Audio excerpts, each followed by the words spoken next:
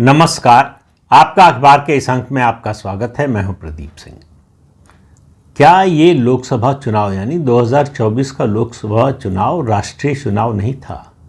ये प्रश्न मेरे मन में उठा तो एक मुझे बयान याद आया, भारत के पूर्व उप प्रधानमंत्री लाल कृष्ण आडवाणी का, जो उन्होंने 2004 के लोकसभा चुनाव के नतीजे आने के बाद दिया था। उस समय भी जो है बीजेपी सत्ता से बाहर हो गई थी और जो नतीजे आए थे अलग अलग राज्यों में अलग अलग तरह का जनादेश मिला था, अलग अलग तरह से वोटिंग हुई थी।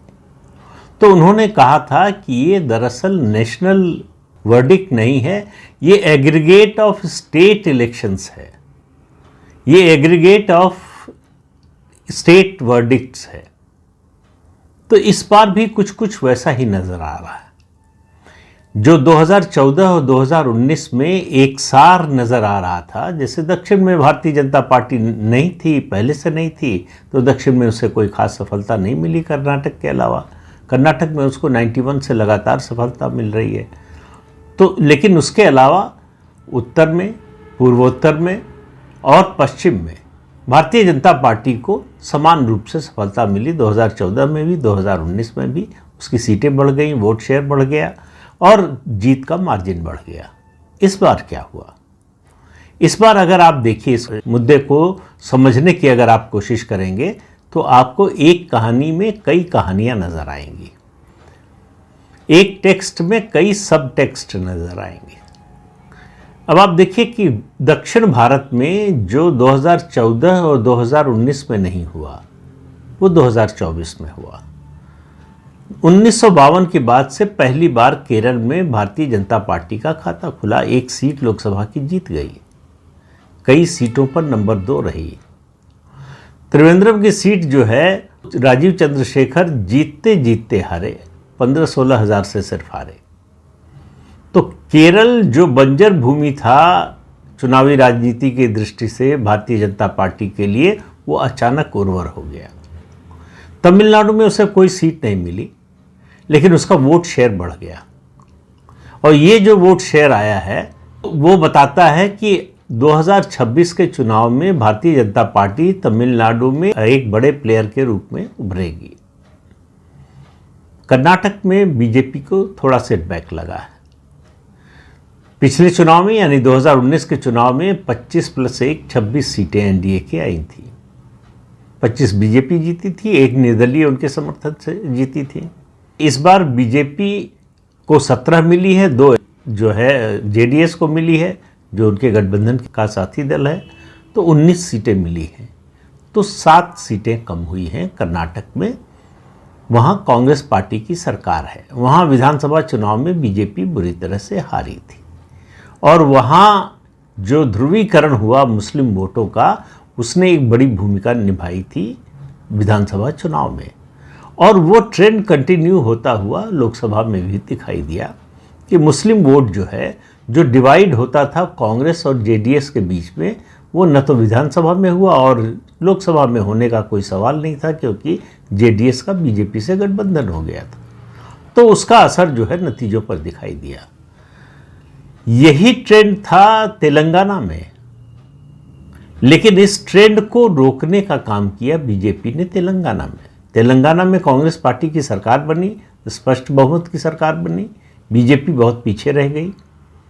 इसके बावजूद उसकी लोकसभा सीटों की संख्या 4 से बढ़कर 8 हो गई, दुगनी हो गई। और कांग्रेस को भी 8 सीटें मिली, यानी सरकार बनाने के बावजूद, सामाजिक समीकरण पक्ष में होने के बावजूद कांग्रेस पार्टी बीजेपी से आगे नहीं निकल पाई तेलंगाना में। आंध्र प्रदेश में कांग्रेस को एक भी सीट नहीं मिली।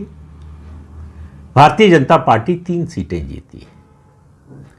तो ये तो कुल मिलाकर मोटा मोटा जो है दक्षिण का है। दक्षिण में भारतीय जनता पार्टी को 2014 और 2019 से ज़्यादा सफलता मिली। अब आप देखिए कि 2014-2019 में भारतीय जनता पार्टी को पूरे देश में पूर्ण बहुमत मिला था, इस बार नहीं मिला, लेकिन दक्षिण में उसकी सफलता का ग्राफ बढ़ गया। लेकिन बात इतने से समझ में नहीं आएगी। बात अगर हम पूरब के 3 राज्यों की करें तो ये बात और ज़्यादा स्पष्ट हो जाएगी। और उन 3 राज्यों में जिनकी गिनती करता हूं मैं वो पश्चिम बंगाल, बिहार और उड़ीसा। पश्चिम बंगाल में ममता बनर्जी के खिलाफ जिस तरह की सरकार के खिलाफ नाराजगी थी, जिस तरह के भ्रष्टाचार के मामले आ रहे थे, जिस तरह से अदालत से लगातार स्ट्रिक्चर पास हो रहे थे, ये उम्मीद की जा रही थी कि बीजेपी 2019 से बेहतर करेगी, लेकिन बीजेपी ने 2019 से खराब परफॉर्म किया। 18 सीट मिली थी 2019 में, इस बार 12 रह गई। तो ये जो ट्रेंड है, मतलब कोई सेकुलर ट्रेंड आपको जो है हर राज्य में राष्ट्रीय स्तर पर दिखाई नहीं देगा। दक्षिण में भाजपा बढ़ रही है और पूरब में जहां बढ़ी थी 19 में वहां घट गई। अब दूसरा राज्य देखें, बिहार। बिहार में ये माना जा रहा था कि जो गठबंधन बना है, एनडीए जो है, यानी बीजेपी और जेडीयू के साथ जो छोटे दल है, चिराग पासवान, जीतन राम मांझी, उपेंद्र कुशवाहा, इन लोगों के साथ होने से एनडीए की विक्ट्री जो है वो 2019 के चुनाव के आसपास ही होगी। 40 में से 39 जीता था एनडीए 2019 में। इस बार 9 सीटें घट गईं। अब माना यह जा रहा था कि इस गठबंधन में कमजोर कड़ी जेडीयू है, लेकिन जब नतीजा आया तो पता चला कि इस कमजोर कड़ी जेडीयू और बीजेपी दोनों है। बीजेपी 17 सीट लड़ी और 12 जीती, जेडीयू 16 सीट पर लड़ा और 12 जीता। तो जेडीयू 4 सीटें हारा और बीजेपी 5 सीटें हारी। अगर ये दोनों अपनी सीटें बरकरार रख पाते तो 2019 का जो है वो जो रिजल्ट था उसको दोहरा सकते थे, लेकिन ऐसा हुआ नहीं।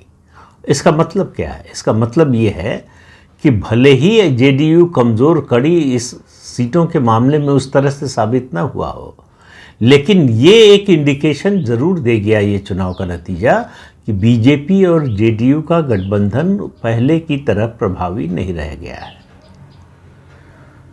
इस गठबंधन से दोनों पार्टियां कमज़ोर हुई, वरना बीजेपी के कमज़ोर होने का कोई कारण नहीं था। ये वोट लोकसभा का था, प्रधानमंत्री नरेंद्र मोदी का था, उनके नाम पर पड़ना था, जो 14 और 19 में भी पड़ा। और बीजेपी की सीटों की संख्या घट जाए इसका और कोई कारण नहीं समझ में आता है, सिवाय इसके कि बीजेपी ने फिर से नीतीश कुमार का साथ लिया। ये बिहार के मतदाताओं के एक वर्ग को पसंद नहीं आया और शायद जेडीयू के बहुत सारे मतदाताओं को भी पसंद नहीं आया और भाजपा के भी मतदाताओं को नहीं पसंद आया जेडीयू और नीतीश कुमार का साथ। वो रिजल्ट में रिफ्लेक्ट हो रहा है। तो इन 2 राज्यों में, पश्चिम बंगाल में बीजेपी को सेटबैक लगा और बिहार में बीजेपी की नाव डगमगाते हुए आखिर स्थिर हो गई। लेकिन असल कहानी कहता है उड़ीसा। उड़ीसा में बीजेपी की आंधी चली। 21 लोकसभा सीटें हैं, 20 बीजेपी जीत गई और विधानसभा चुनाव भी साथ हो रहे थे तो उसको स्पष्ट बहुमत मिल गया विधानसभा में। तो इससे आप अंदाजा लगाइए कि उड़ीसा में क्या हो रहा था। लेकिन आप देखिए वहीं बगल में पश्चिम बंगाल और बिहार में अलग नतीजा आ रहा है, उड़ीसा में उसका ठीक उल्टा नतीजा आ रहा है। ये एक जो कंटिन्यूटी होती है नेशनल वर्डिक्ट की, वो दिखाई नहीं दी इस चुनाव में। वरना कोई कारण नहीं है कि बंगाल में गिर जाए बीजेपी और उड़ीसा में इस तरह से उसकी आंधी चले, या उड़ीसा में आंधी चले और बंगाल में जो है वो पहले से भी कमज़ोर हो जाए। तो कहीं ना कहीं राज्यों के आधार पर बंट गया ये चुनाव। जो बात 2004 में लालकृष्ण आडवाणी ने कही थी वो 2024 के चुनाव नतीजे में दिखाई पड़ रही है कि ये चुनाव जो है नेशनल इलेक्शन न रह के स्टेट इलेक्शन में बदल गया और स्टेट वाइज आपको अलग अलग तरह के आंकड़े, अलग अलग तरह के रिजल्ट दिखाई दे रहे हैं। दिल्ली में बीजेपी 7 की 7 जीत जाती है, लेकिन हरियाणा में वो 10 में से 5 हार जाती है। गुजरात में 26 में से 25 जीत जाती है, पश्चिम में देखिए। लेकिन महाराष्ट्र में पूरा गठबंधन जो पिछली बार 41 सीटों पर था वो घटकर 17 सीटों पर आ जाता है। तो इससे पता चलता है कि हर राज्य केंद्र को ध्यान में रखकर नहीं, अपने राज्य की राजनीति को ध्यान में रखकर वोट कर रहा था। उड़ीसा में लोग नवीन बाबू को हटाना चाहते थे, फैटीग फैक्टर भी हो सकता है, उनके स्वास्थ्य का कारण भी हो सकता है, उनकी सरकार से नाराज़गी का भी कारण हो सकता है, बीजेपी से उम्मीद का कारण भी हो सकता है। मेरी समझ से ये सब कारण मिलकर थे। लेकिन ये अगर रिजल्ट में रिफ्लेक्ट होता विधानसभा चुनाव में तो ज़्यादा समझ में आता। लोकसभा चुनाव में ऐसा होना, इससे पता चलता है लोग जो है विधानसभा और लोकसभा के लिए अलग अलग तरह से नहीं सोच रहे थे, एक ही तरह से सोच रहे थे और अपने स्टेट की पॉलिटिक्स के हिसाब से सोच रहे थे। राजस्थान में तो बीजेपी ने अपने टिकट बंटवारे के कारण हारी। आज उत्तर प्रदेश की बात नहीं करूंगा, उत्तर प्रदेश पे अलग से जो है एक वीडियो बनाने की ज़रूरत है कि उत्तर प्रदेश में भाजपा की ऐसी हार क्यों हुई, उसके कारण क्या थे, क्या अंदरूनी कारण थे और क्या बाहरी कारण थे। लेकिन कुल मिलाकर अगर आप देखें तो रिजल्ट जो दिखाई देता, जो मुद्दा उत्तर प्रदेश में चल गया दलितों के बीच में, वो बिहार में नहीं चला। ये बड़े आश्चर्य की बात लग सकती है, लेकिन उसके भी कारण हैं। बिहार में उस तरह से मुद्दे को ले जाने में रोड़ा बने नीतीश कुमार की छवि जो अति पिछड़ों के बीच में है, महादलितों के बीच में है, जीतन राम मांझी, चिराग पासवान। इस तरह का कोई नेतृत्व जो है बीजेपी के पास उत्तर प्रदेश में नहीं था। इन जातीय समूहों का या इन जातियों का नेता बीजेपी के पास नहीं था। इसलिए जो है बीजेपी उत्तर प्रदेश में वो नहीं कर पाई जो बिहार में कर सकी।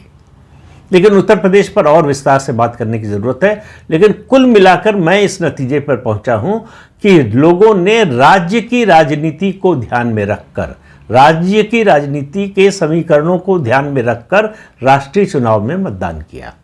इसलिए एक राष्ट्रीय जनादेश का सातत्य नहीं दिखता, उसकी कंटिन्यूटी नहीं दिखती। तो इस बात से पता चलता है कि बीजेपी इसको नेशनल इलेक्शन बनाने में सफल नहीं हुई और विपक्ष जो है, जिसका गठबंधन ही राज्य की पार्टियों का है, वो सफल हो गया इसे राज्य के स्तर पर उतारने में। तो इस अंक में इतना ही। अगले अंक में फिर मिलेंगे किसी नए मुद्दे के साथ। तब तक के लिए अनुमति दीजिए। आपसे अनुरोध है कि ये चैनल देखिए, शेयर कीजिए, लाइक कीजिए और सब्सक्राइब जरूर कीजिए। नमस्कार।